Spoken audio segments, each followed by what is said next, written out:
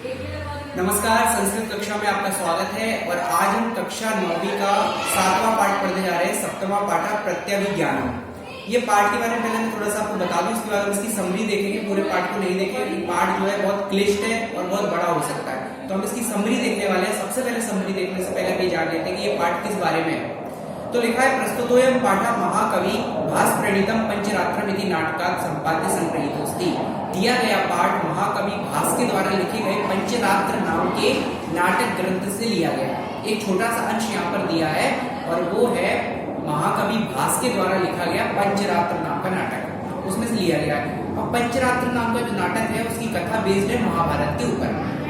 तो यहाँ पर क्या कथा दी गई है, अत्र नाटकांश दुर्योधनादि ने राज्ञा विराटस्य गाया अपहृता तेषां उन्मोचनार्थं विराट पुत्र उत्तरा यस्य अस्य सारथी रूपेण बृहन्नलावेशधारी अर्जुनस्य उभावपि गतवन्तौ। तो यहाँ पर ये बताया गया है कि क्या होता है, दुर्योधन आदि के द्वारा राज्ञा विराटस्य गावा अपहृता, राजा विराट का एक यज्ञ हो रहा होता है, उसमें उनकी गायों का अपहरण कर लेते हैं दुर्योधन आदि। तो उस समय क्या होता है कि बृहन्नला के वेश में जो होते हैं अर्जुन होते हैं, ये अपने गुप्त काल में होते हैं। जैसे कि वनवास का समय होता है तो उनका एक होता है कि गुप्त रूप में रहने का 13 वर्ष का अज्ञातवास। तो अर्जुन बृहन्नला नाम की एक स्त्री के वेश में उस समय जीवन यापन कर रहे होते हैं। राजा विराट के यहाँ पर नृत्य सिखा रहे होते हैं एक स्त्री का रूप रख के, और जो भीम होते हैं वो भट्ट एक पहलवान का रूप रख के वहां पे रह रहे होते हैं, भोजन बनाने वाला।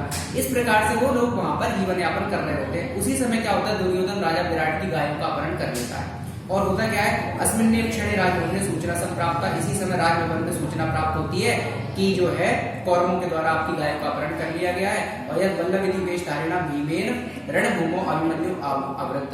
तो उस समय क्या होता है, वहां पर अभिमन्यु यानी कि जो भीम का बेटा होता है वो भी कौरवों के साथ आया होता है गायों का अपहरण करने के लिए। तो भीम के द्वारा उसको पकड़ लिया जाता है, यानी अपने ही भतीजे को जो भीम है पकड़ लेता है। उस समय भीम दूसरे रूप में होता है, इसलिए अभिमन्यु उनको पहचान नहीं पाता।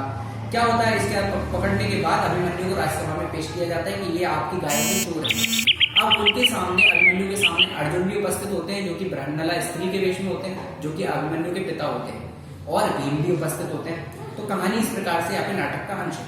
कहानी आगे बढ़ती है तो मैं आपको बता दूं थोड़ा सा कि एक वर्ड टू वर्ड ट्रांसलेट ना करते हुए हम सीधा से इसको ये जान लेते कि यही कहानी का सारांश था। अंत में क्या होता है कि वो अपने पिता को पहचान जाते हैं कि स्त्री के वेश में मेरे पिता ही हैं, बृहन्नला बने हुए नर्तकी बने हुए, और भीम के वेश में मेरे ताऊजी हैं, यानी पिता के बड़े भाई, जो कि एक भट्ट का काम कर रहे हैं, पहलवान का काम कर रहे हैं। तो वो अपने हाथों से, भुजाओं से ही बिना अस्त्र शस्त्र के उन्हें पकड़ के ले जाते हैं। वहां पर उन्हें भीम को एक आ जाता है कि आपने अस्त्र शस्त्र का प्रयोग क्यों नहीं किया इसको पकड़ने के लिए।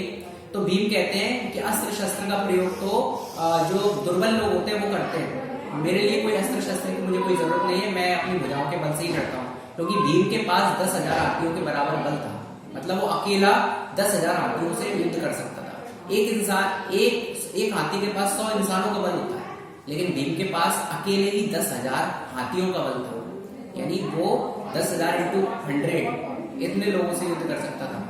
1 करोड़ 10 लाख लोगों से अकेले युद्ध कर सकता था, इतना बल था। तो वो अकेले अपनी भुजाओं से अभिमन्यु को पकड़ के ले जाता है।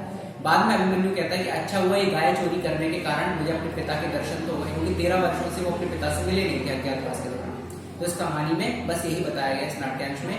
अधिक मैं आपको नहीं बताऊंगा क्योंकि ये पाठ थोड़ा लंबा हो जाएगा और ये थोड़ा क्लिष्ट पाठ है, वर्ड टू वर्ड में आपको नहीं बताऊंगा।